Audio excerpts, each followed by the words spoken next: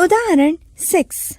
10⁻² metre square ક્ષેત્રફળ ધરાવતી ધાતુની એક તકતી 2 × 10⁻³ મીટર જાડાઈના તેલના સ્તર પર મૂકી છે.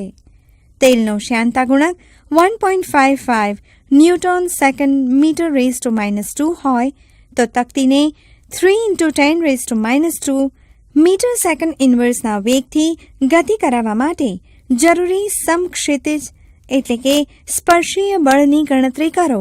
ઉકેલ: A = 10⁻² metre square, delta V = 3 × 10⁻² metre second inverse, delta X = 2 × 10⁻³ metre, eta = 1.55 newton second મીટર⁻².